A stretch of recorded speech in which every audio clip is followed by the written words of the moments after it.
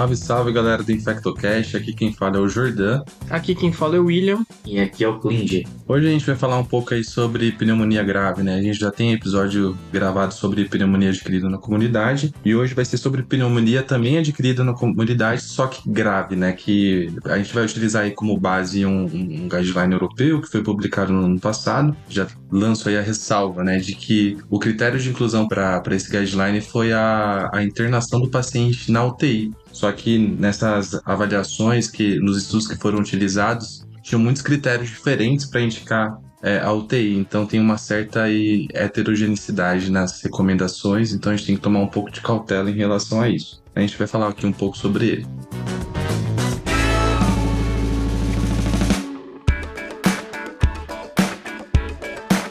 Eu até entendo porque no estudo eles fazem isso, né? É muito difícil você criar critérios homogêneos de uma forma geral sobre o paciente que tem que estar grave, com pneumonia ou não. E na maioria dos estudos, assim, é um dado fácil de você conseguir pegar e filtrar ele. Então, por isso que eles escolheram. Então, quando a gente falar aqui de paciente na UTI com pneumonia ou paciente com pneumonia grave, elas vão ser sinônimos nesse episódio. Exato. E aí, eles consideram, né, essa pneumonia grave e não consideram os pacientes, por exemplo, imunossuprimidos, os pacientes que têm uma neoplasia, que têm alguma malignidade hematológica, HIV, CD4 menor que 200. Então, é uma paciente pneumonia adquirida na comunidade raiz mesmo, tá? Sem nenhuma outra comorbidade. E até aqui dando contexto, né? Porque pneumonia grave adquirida na comunidade e não pneumonia associada à ventilação mecânica ou paciente que já está na UTI. Ele até coloca no começo desse estudo que pacientes que já estão na UTI e adquirem uma pneumonia e pacientes que estão na comunidade e adquirem uma pneumonia, aqueles que estão na comunidade têm uma mortalidade maior em relação àqueles que estão na UTI. Pacientes que já estão na UTI, a mortalidade é 17%. Aqueles que adquirem e vão para a UTI depois vai para 48%.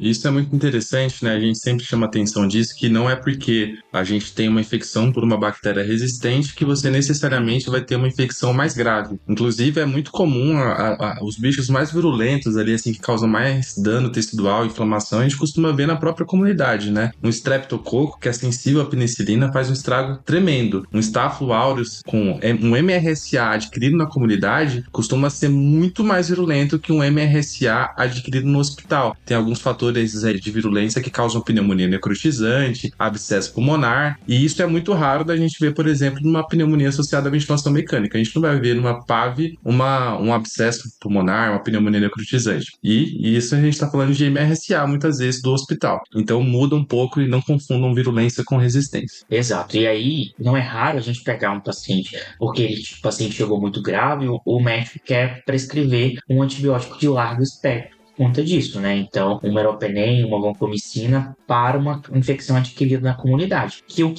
A gravidade, ela se dá muito mais pelos fatores do hospedeiro, né? Essa desregulação na resposta inflamatória aí, frente aos fatores pró-inflamatórios e anti-inflamatórios, do que necessariamente por conta do patógeno. Então, muito cuidado. E aqui a gente vai discutir alguns pontos importantes. O primeiro deles, que é a primeira pergunta, que é a primeira questão do guideline europeu, vem falando que em pacientes com essa pneumonia grave, a gente deve utilizar aí as amostras, novas metodologias moleculares para o diagnóstico dessas infecções pulmonares? E a resposta é que sim, sempre que possível, no melhor dos mundos, a gente encontrar um painel multiplex para esse painel respiratório. Ele até coloca assim, né, se você tiver essa tecnologia disponível, use, você pode usar tanto em escarro ou amostra endotraqueal. E qual que seria o racional por trás disso? Se você tem um teste bem estabelecido que vai te dar um resultado de forma rápida, em até talvez 48, 72 horas, você pode, de uma forma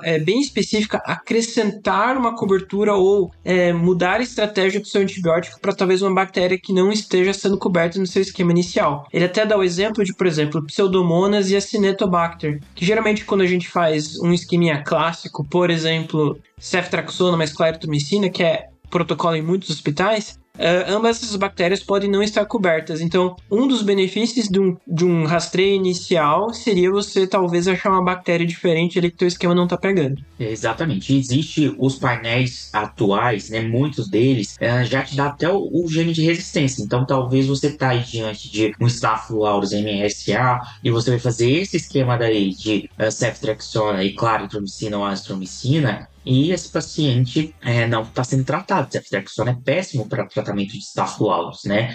Dentre as cefalosporinas, a gente perde muito aí no ceftriaxona relacionado ao Staphylococcus. Então, você ter um diagnóstico rápido, preciso, que vai custar aí cerca de 1 hora, 2 horas para realizar o painel multiplex, e você ter essa informação para você mudar a sua terapia antimicrobiana é muito importante. Além disso, trago uma informação mais, William. Hoje em dia, a gente, no diagnóstico das infecções virais, por exemplo, respiratória, a gente não consegue só pela clínica falar que aquele paciente tem uma pneumonia bacteriana versus uma pneumonia viral. Às vezes isso se confunde, não é tão claro assim como didaticamente a gente se divide. Então, esse painel respiratório ele também vai ser muito útil para a gente descalonar esse antibiótico e até mesmo tirar esse antibiótico, já que uma pneumonia viral não há necessidade de você entrar com terapia empírica. E a gente começou a dar muito mais importância para isso depois da pandemia do Covid, né? Até então a gente esquecia que os vírus aí são responsáveis aí por grande parte das pneumonias da comunidade. Às vezes, apenas pelo padrão tomográfico a gente não consegue diferenciar. Alguns vírus podem causar consolidação, às vezes até mesmo com broncograma aéreo. E o próprio painel viral, a gente começou a perceber o papel do vírus muito mais aí de 2020 para cá. Isso, e aí, Jonas, só para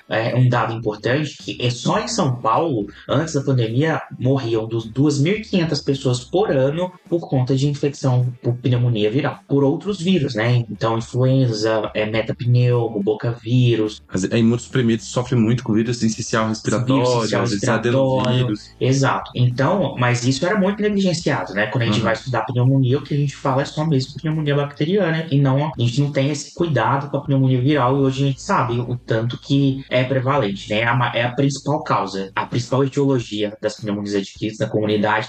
Tem um estudo muito legal da UTI da doutora Ho, foi publicado ano passado, que fala isso, que os vírus são responsáveis por mais de 50%, seja por vírus ou com infecção vírus e bactéria. Sim, e assim, é importante, além do painel viral, a gente acaba pedindo também a cultura, né? Uma recomendação dos guidelines antigos, que para paciente com pneumonia grave que vai para UTI, é importante um aspirado traqueal para cultura. E aí pode ocorrer algumas situações como uma discordância também de um painel multiplex positivo e uma cultura negativa. Quando isso acontece, as evidências até o momento o painel a gente é algo que ainda está ganhando mais experiência para utilizar, mas quando isso acontece, geralmente a cultura é um falso negativo. E por último, nos painéis, a única observação que ele coloca é quando você tem uma bactéria que aparece positivo, que não faz parte do contexto do paciente, né? Tem alguns painéis que vão vir com uma quantidade ampla de micro-organismos. Então, tanto bactérias que você não espera que estejam causando pneumonia e crescem ali, usar com parcimônia o antibiótico para também não usar de forma exagerada. E lembrar que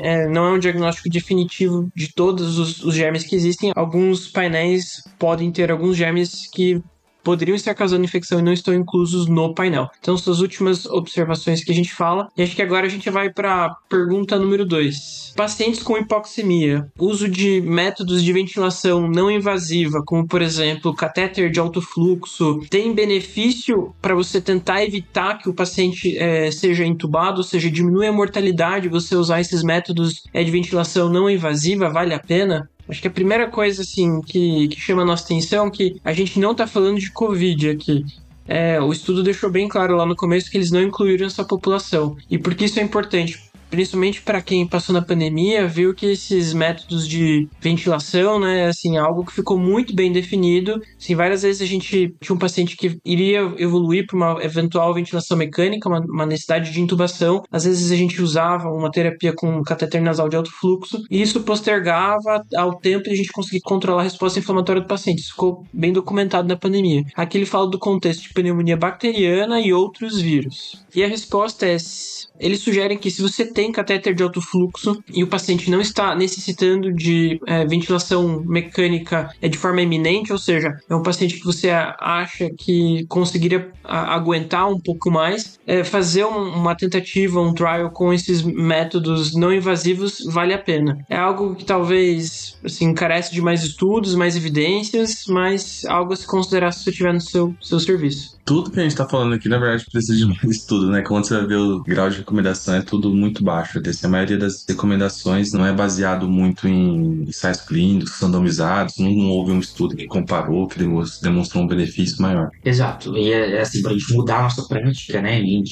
Você já sabe, mas não custa lembrar bem a aeromoça da Azul, né? Mas a gente precisa de mais estudos, né? Um guideline com opinião de especialistas, baseado em vários estudos, mas que o interessante disso, gente, é a gente observar as tendências, né? Como a tendência da terceira pergunta, que eles querem saber se ao usar uma terapia empírica inicial para pneumonia grave, um macrolídeo ou uma fluoroquinolona deve ser usado como parte da terapia combinada para reduzir a mortalidade e os resultados clínicos adversos. E aí eles sugerem a adição de você sempre fazer terapia dupla, sempre um beta-lactâmico com o macrolídeo. E é muito interessante que eles preferem fazer uma recomendação para o uso de macrolídeo ao invés de contraindicar a quinolona. Então, nesses casos de pneumonia adquirida na comunidade, né, o que os guidelines antigos vinham falando, né, é que macrolídeo seria utilizado principalmente nos pacientes com uma comorbidade, principalmente nos pacientes mais idosos, com algum outro problema, e eles colocam que você fazer terapia dupla inicial com beta-lactâmico e o macrolídeo seria o ideal para todos os pacientes. Visto isso, é uma prática que a gente pode observar também, né? Tanto não só para cobrir a questão do atípico, mas para melhorar o clearance de depuração do pneumococo, que alguns estudos vêm mostrando. Quando você faz essa junção, você pode ter um clearance mais rápido, uma depuração mais rápida desse pneumococo. Então, só para deixar bem claro aqui, o que ele recomenda é como uma segunda droga, ou seja, provavelmente você vai ter um beta-lactâmico, um equivalente à amoxicilina, ele recomenda o uso de macrolídeo. Principalmente pós-pandemia, os níveis de resistência, principalmente no nosso meio, a gente acredita que para macrolídeo, por exemplo, pneumococo é uma droga que já nem deve ter mais efeito, de tão banalizado que foi o uso principalmente da azitromicina. Outra coisa que ele chama a atenção aqui é que é o seguinte, as duas drogas, tanto as quinolonas quanto os macrolídeos, eles têm um perfil de segurança muito parecido. Os dois são classes que podem causar prolongamento do QT, os dois podem causar cardiotoxicidade, tem aquelas diferenças particulares das quinolonas de causar talvez lesão em tendão, mas que são coisas que para o paciente que está na UTI, ele vai estar bem monitorizado, não vai ter grandes diferenças de efeito colateral de um e de outro. Exato. E é importante lembrar que são dois antibióticos de ação intracelular, que além dessa ação sinérgica aí possível para o pneumococo, também serve para cobrir atípico, e a gente chama atenção bastante para isso, né, que é uma coisa que a gente já falou em vários episódios, que não é porque o paciente vem da comunidade grave que você precisa começar com meroivanco, e se você faz meropenem e vancomicina para o paciente mesmo grave e ele tiver com uma infecção por legionela, lembrando que entre os atípicos, o atípico que mais causa infecção grave, que pode levar o paciente para UTI, é a legionela. Inclusive ele colocou lá no início, a gente não comentou no início do artigo, né, as bactérias que ele mencionou, que são mais comuns, Streptococcus pneumoniae, Staphylo aureus, e o terceiro a gente ficou a legionela, e depois ele fala né, antes até vírus, abre parênteses para pseudomonas e outras bactérias menos em moda, assim, mas a legionela chama atenção, né, porque a gente tá falando de um paciente vindo da comunidade. Exato, e legionela é aquela bactéria que se você der meroivanco, você vai perder seu paciente, que ele não vai responder. Isso, e lembrar que a meropenem tá entre os beta-lactâmicos que age contra a parede celular. Quem não tem parede celular não vai ter a ação, ou até mesmo que seja um patógeno intracelular obrigatório. E por último, né, como a gente já falou aqui, precisam mais estudos, ele mesmo levanta que no mundo ideal a gente deveria não só comparar com estudos randomizados, que é o que falta, de pacientes recebendo beta-lactâmico versus um grupo com quinolona versus um grupo com macrolídeo, que talvez essa comparação também deveria ser feita em subgrupos, comparando dentre os macrolídeos ácido, claro, érito, versus dentre os grupos das quinolonas, e também grupos que talvez tenham benefício em você ter cobertura para pseudomonas. Então, só lembrar que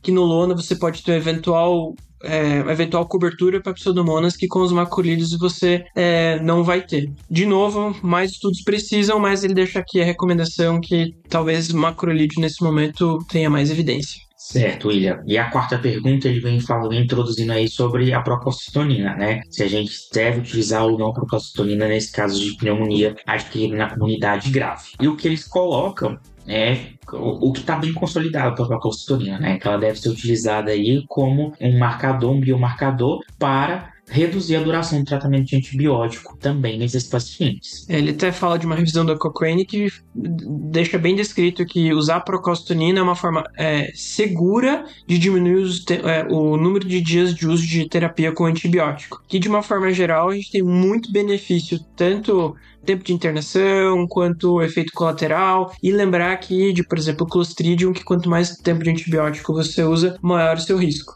Isso. E cada vez mais a tendência que a gente tem de encurtar esses esquemas terapêuticos, né? Então, o paciente canafebril saindo oxigênio, melhorando a disfunção orgânica, a gente já pode dar um jeito de tirar esse antibiótico aí, e a procalcitonina vem para dar uma segurança muito maior na equipe médica. E eu até acho legal que ele colocou aqui, tem um estudo que ele comparou a quantidade de dias que quando você não usa procalcitonina é 10,5 dias, com a procalcito é 5,5, sem diferença de mortalidade entre os dois grupos, ou seja, uma diferença significativa, né, com a procalcito. Assim, opinião, abre parênteses assim, opinião prática. Num dos pés que eu trabalho, a gente usa como rotina, né, não chega a ser um protocolo, mas é comum pacientes na UTI a gente usar a procalcitonina como uma forma de encorajamento para tirar o antibiótico. E ela é uma coisa que, assim, entra numa negociação, porque às vezes você quer tirar o antibiótico, mas o médico intensivista que tá vendo o paciente a cada dia, ele fica com medo. Então, às vezes é uma forma de a gente acabar negociando e falar, vou pedir uma procalcito, conforme resultado a gente tira o antibiótico. Não, eu acho que essa é a melhor estratégia, William.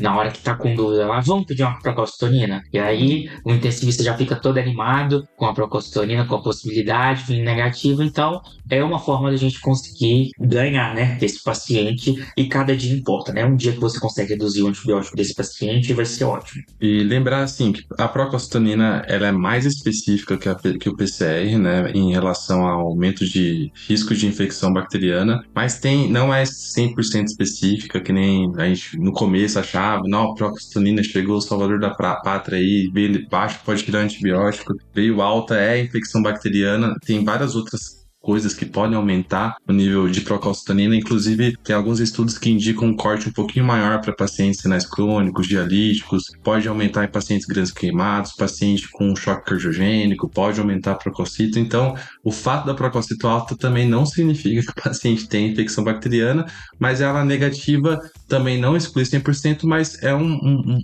plus a mais, né? Como a gente diria. A gente vai avaliar o paciente como um todo, etc. E tem uma outra coisa muito boa da procalcito em relação ao PCR, que é o tempo de ascensão e queda dela, né? O PCR, ele costuma se elevar, se mantém alto por até 24, 48 horas após o estresse. Então, o paciente teve uma infecção hoje, amanhã, depois de amanhã, ainda vai estar aumentando, refletindo ao estresse que ele teve 2 dias antes, e a procalcitonina é mais rápida em relação a isso. Com 2 horas, ela já começa a aumentar e ela já começa a cair também muito mais rápido. Então, ela ajuda nesse sentido. Eu, sinceramente, eu não sei. Eu não tenho uma opinião até hoje formada sobre PCR. Se eu amo ou se eu odeio. Eu gosto. Eu sinceramente não sei. Acho que dá pra gente fazer um embate, inclusive, um episódio Pode. aí.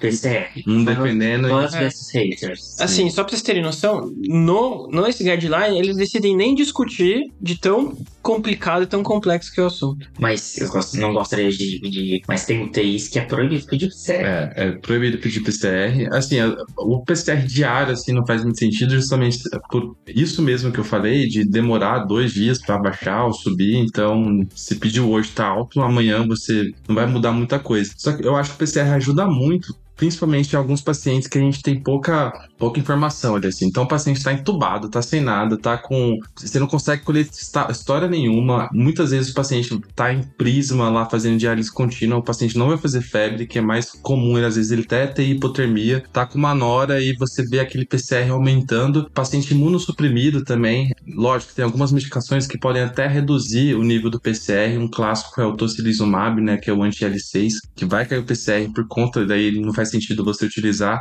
mas paciente imunossuprimido às vezes não faz febre. Eu tive um caso bem recente agora, que era um paciente que internou por um quadro de dengue, tá? Um paciente com uma neoplasia hematológica, ele ficou na UTI ali assim, com um pouco de derrames cavitários, estava meio ruinzinho, dependente de oxigênio, ele já tinha várias outras comorbidades, mas super em bom estado geral, bem, ficou na UTI, monitorizando, e a gente sabe que no dengue você não tem elevação do PCR, se tiver muito pouco, é raro, e quando começa a aumentar muito, isso levanta uma pulga atrás da orelha. Esse paciente totalmente imunossuprimido, a gente não tinha nada de base, afebril, ótimo estado geral, e assim, não recuperava das leucopenias, que poderia ser da neoplasia, poderia ser da dengue, o PCR começou a subir. Num dia tava 2, no outro dia foi para 150, no outro dia foi para 300, 400, ele não tinha febre, não tinha nada. Eu falei, vamos culturar esse cara inteiro, eu não sei o que é. O paciente começou a piorar um pouquinho, falei, vamos dar antibiótico, tá na UTI um tempão, Merivanco. No mesmo dia, ele chocou por uma estafilococcia. O paciente teve uma estafilococcia, infelizmente esse paciente faleceu, mas a única pista que a gente teve de infecção bacteriana nesse paciente foi a extensão do PCR. Ele estava sem droga vasoativa, em ótimo estado geral, sem febre, sem calafrio, sem tremor, sem nada. Então, assim, dependendo do contexto, em paciente que te mostra pouco em relação à infecção, eu acho que o PCR pode ter um papel de alarme ali, assim, para você aumentar o seu rastreio. Lógico, você não vai iniciar o antibiótico só pelo PCR, mas eventualmente você vai reculturar. Mas isso, assim, muita opinião de especialista. Tem estudos que falam que... bem específico. Tem gente que fala que PCR não muda nada na conduta. Enfim, a gente pode discutir isso melhor em outro momento, mas eu acho que vale a pena. Bom, depois do Verdun aqui ter advogado pelo PCR, se você não concorda, se você é advogado contrário, mande sua carta ao editor aqui do InfectoCast e faça a sua discussão e crie sua treta com o Verdun. E agora acho que a gente pode ir para a próxima pergunta, que me surpreendeu um pouco, assim, isso aparecer no meio do guideline, mas... depois que eu li, olha, é verdade, um ponto bem importante. A questão número 5 é a seguinte: a gente deve usar oseltamivir, o conhecido Tamiflu, para pneumonia, ou seja, paciente com pneumonia grave na UTI que tem influenza confirmado. Então, logo na pergunta ele coloca paciente confirmado por influenza. E ele sugere que sim, se você tem um PCR confirmando, a gente recomenda que se use. Ele até mas se a questão do oseltamivir, a gente precisa observar o perfil epidemiológico. Se você está nos meses, né, de outono e inverno, ou você tá tendo notícia aí do aumento do número de casos de influenza, sim, a gente vai adicionar o oseltamivir como terapia padrão para todo mundo. Então, é importante que a gente tenha esse feedback da vigilância, né? Ficar sempre atento com os números de casos, o que está positivando, o que não tem. A gente tem vários boletins da Fiocruz, por idade, Então, às vezes, a gente precisa iniciar o oseltamivir de acordo com o perfil epidemiológico. E principalmente, o paciente que tem comorbidade, que é idoso e que tem chance muito mais elevada de desfecho desfavorável, sempre é recomendável. Ainda mais com o pródromo viral, né? Que assim, o paciente tá... Você fala dor de cabeça e do nada uma pneumonia. Você tá num momento epidemiológico propício para influenza, o paciente tá alto risco, acabou, não tem discussão. Sim, e aí lembrar, o padrão radiológico é diferente, né? A pneumonia ela é muito mais consolida, os vírus respiratórios eles fazem vidro fosco bilateral, então juntar mesmo essas informações na hora de você pensar. Mas, se você tá aí tendo circulação de vírus, na verdade que isso também mudou um pouco depois da pandemia, né? A circulação, primeiro que o influenza com o Covid, eles competem pelo mesmo nicho ecológico. A gente não teve caso de influenza enquanto estava tendo de Covid. Então isso impacta um pouco, né? Mas a vigilância toda semana tem boletim novo da gripe com os números de casos e ficar atento quanto a isso. E uma coisinha assim, o Covid é muito raro um paciente que chega da comunidade, tá com Covid ali assim na primeira semana e desenvolver uma pneumonia bacteriana. Extremamente raro, né? Mas para influenza isso é um pouco menos raro, tá? Então é um pouco mais comum você ter associação de infecção bacteriana no pós-influenza do que no pós-Covid, né? Lógico, quando o paciente tem Covid grave, vai pra UTI, aí tem infecções relacionadas à assistência de saúde, é outra coisa. Mas a gente tem que ter um limiar mais baixo para infecção bacteriana quando o paciente tem gripe diagnosticado ao invés de Covid. Sim. A pergunta aqui, talvez quando a gente fala do Zetamivir, assim, tem bastante estudo, não tem tanto, de novo, a gente entra naquela, não tem estudo com tanta qualidade, trial, randomizado.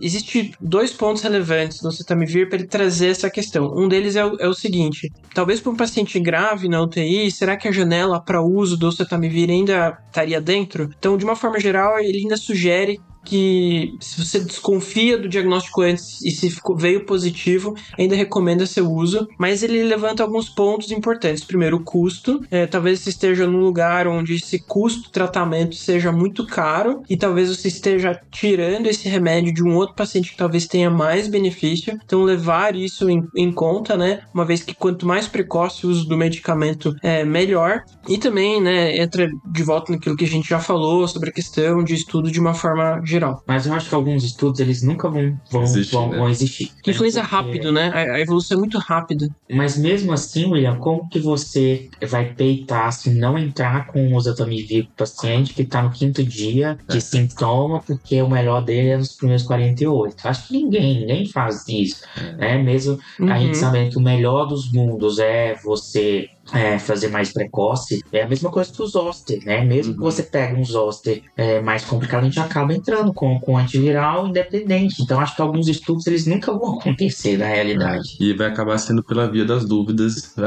Na dúvida faz. E assim, pensando que é uma medicação bem segura, né? O Tamiflu não é uma medicação extremamente nefrotóxica e hepatotóxica que você pode estar prejudicando o seu paciente. Então, nessa de, não tenho certeza. A gente sabe que até 48 horas parece ter um benefício também, que não é nada também, assim, coisa de outro mundo, Tamiflu, né? Mas é uma medicação segura, então, por via das dúvidas, faz. E temos um doutor aqui em virologia que tem esse ponto, então a gente concorda também. Sim.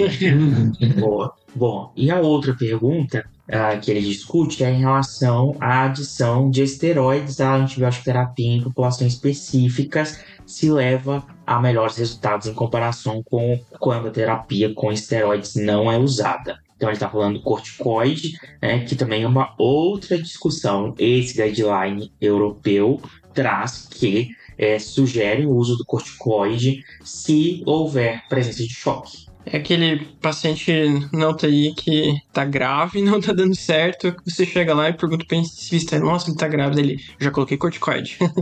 Assim, né? É um tema de muita recorrência. Eu acho que até tá saindo um estudo essa semana sobre corticoide em pneumonia, mas ainda tá muito obscuro, gente. Não se chegou a essa definição final. Quando a gente vai ver o guideline, então, ele coloca, assim, chega até a ser meio desesperador. Num parágrafo ele coloca estudos grandes que demonstraram benefício, no próximo ele mostra meta-análise, revisões de grupos que não teve benefício nenhum, e vai nisso e assim, de uma forma geral, lembrar que existe um fator de risco, principalmente de hiperglicemia, foi o que foi mais reportado, assim, na maioria dos estudos, e que geralmente quando parece ter benefício é em pacientes justamente que tem choque séptico. Se for refratário, isso parece ser mais custo efetivo. Lembrando que corticoide é fácil acesso, geralmente é barato, e essas populações geralmente você já espera uma alta mortalidade. Então, também assim, acho que só esse assunto também é aquele típico assunto para congresso que dá para debater muito. Exato. Tem muitos que falam pró e outros falam contra o uso de corticoide, né, pelos medos dos efeitos adversos. Mas uma coisa que é legal pontuar, né, que apesar dele recomendar apenas em uso de drogas em paciente que está necessitado de uso de droga vasoativa. Em choque, né? Esse guideline foi publicado em abril do ano passado, só que pouco tempo antes, em março do ano passado, foi publicado um ensaio clínico randomizado no New England, que a gente até comentou no nosso Instagram. Se você rodar lá, você vai achar, que comparou justamente o uso de corticoide em pacientes internados em UTI com pneumonia adquirida na comunidade e comparou com um grupo placebo. Um recebeu corticoide, foi o hidrocortisona 200mg, usaram de 4 a 8 dias, dependendo aí da evolução do paciente, e o outro grupo usou placebo. E a mortalidade foi maior no grupo placebo. E foi assim, tem algumas críticas desse estudo, mas foi um dos estudos mais bem desenhados que avaliou justamente essa pergunta que está sendo feita aí nesse guideline. Então, hoje em dia, a nossa tendência, né, baseada nesse estudo, é paciente que está grave ali assim na UTI, com uma pneumonia da comunidade, é você iniciar um corticoide, mas lógico, ainda não é um consenso, né, tem gente que ainda não faz, mas é importante pontuar que essa recomendação foi antes desse estudo que foi lançado ano passado. Perfeito, Jordan. E só abriu um parênteses que a gente devia ter abrido no começo. Quando ele vai falar de uso de corticoide, ele já exclui logo de cara. Essa recomendação não serve para pacientes que tenham influenza ou SARS e MERS, né, que a gente poderia aqui até interpretar, ele não fala do Covid, mas assim, a gente sabe que, por exemplo, o corticoide no Covid tem um momento certo para se usar e geralmente não é na fase inicial da doença. Para influenza, né, é proscrito, né, aumenta a mortalidade se você usa, então minha percepção é a seguinte, provavelmente tem populações que vão ter benefício do corticoide, a gente só precisa entender melhor quais são elas, e ele coloca assim, quando o corticoide parece uma terapia plausível, ele, por exemplo, sugere metilprednisona 0,5 mg por quilo a cada 12 horas por 5 dias, é o que ele coloca como uma opção razoável. E a última pergunta do estudo, que eu acho muito legal também, é em relação à pneumonia aspirativa. A indicação de cobertura extra, né, de você adicionar uma clindamicina, um anaerobicida, naqueles pacientes com pneumonia de provável etiologia aspirativa. Isso é uma coisa que a gente já falou várias vezes aqui, né? Sim, isso é muito legal, né, gente? Porque isso é uma coisa que mudou e que você não precisa fazer uma cobertura adicional anaerobicida para você tratar uma pneumonia aspirativa. Tá? Então, a cobertura tradicional de beta-lactâmico e macrolídeo já é o suficiente. O que os estudos vêm falando? Primeiro que existe uma grande dificuldade das pessoas entenderem que não é porque um paciente broncoaspirou que necessariamente ele vai desenvolver uma pneumonia aspirativa. Nos primeiros dias aí você tem uma pneumonite, que é uma pneumonite química, talvez não vai incubar nenhuma bactéria ali, aquilo não vai desencadear uma pneumonia aspirativa. Esse é o primeiro ponto. Porque isso é uma coisa que a gente vê bastante na prática, né? O paciente broncoaspirou, já entrou com ceftriaxona e clindamicina e não é bem assim. Além disso, os estudos que falavam sobre essa etiologia de anaeróbio, eles são bem antigos e os novos estudos eles não conseguem comprovar isso de uma forma significativa. E além disso, o uso de anaerobicida como a clindamicina é o principal fator para o desenvolvimento de colite pseudomembranosa pelo Clostridioides. E aí é um ponto de muita atenção, porque é a coisa mais comum do mundo. Existe, chegou um vozinho ali assim, que não consegue conversar, você não consegue coletar uma história direito, chegou rebaixado, um choque séptico, aí você não sabe se é foco urinário, se é pulmão, se é barriga, aí você faz uma tomo de tórax, vai ter uma consolidaçãozinha mequetrefe ali no pulmão e o radiologista vai colocar pneumonia de provável etiologia aspirativa. Aí você vai lá e coloca clindamicina para esse paciente, que já é um idoso, que tem um maior risco aí para ter uma infecção por Clostridium, e ele vai ter depois uma colite pseudomembranosa, porque você usou uma clinda sem indicação. Eu entendo, gente, é tão comum essa prática, né, da clindamicina, que se você não coloca, às vezes você fica até com medo de ser julgado pelo seu colega de plantão. Nossa, como que um infectologista aqui viu uma pneumonia aspirativa e não deu uma clinda? Esse cara não sabe nada. Mas assim, a gente tem que fazer o que é certo, não pelo medo de julgamento. A gente já sabe a recomendação, se o paciente tiver um abscesso, um empiema, aí teria sim a recomendação de utilizar o anaerobicida. Existe uma outra coisa, paciente que é uma evidência baixa, mas um paciente com uma péssima boca em péssimo estado de conservação, um paciente morador de áreas livres ali, que tá com aquela boca bem podre mesmo, os dentes muito ruins, isso no guideline brasileiro ele coloca, só que é uma coisa que a gente ainda não tem muita certeza também do benefício, mas não é pra gente colocar de rotina clindamicina para toda a pneumonia aspirativa. Perfeito.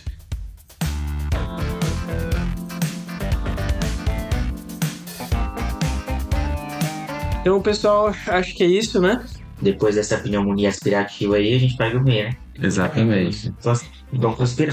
Mas assim, resumindo, né, no frigir dos ovos, paciente grave, você vai dar antibiótico beta-lactâmico mais macrolídeo, né, a não ser que o paciente tenha alguma contraindicação, aí você daria uma quinolona, mas a prioridade vai ser macrolídeo. Se o paciente tiver ruim, você tiver um CAF, catarinazol de alto fluxo, você pode utilizar. O paciente está na UTI, corticoide, fica na dúvida. Se estiver chocado pelo guideline, recomenda, mas tem estudos aí mais recentes falando que tem benefício. E se você tiver procalcitonina, dá pra usar pra diminuir o tempo de antibiótico. E se você tiver um painel e fizer sentido pra você usar naquele momento, por favor, use. Exato, mas a gente, acho que o básico bem feito, ele nunca pede usar, né? Não.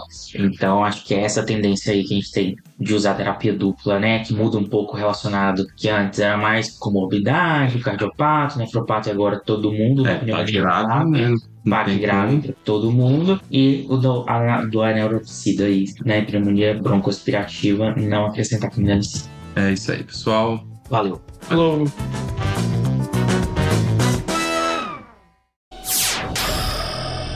Semibreves, edição de podcast.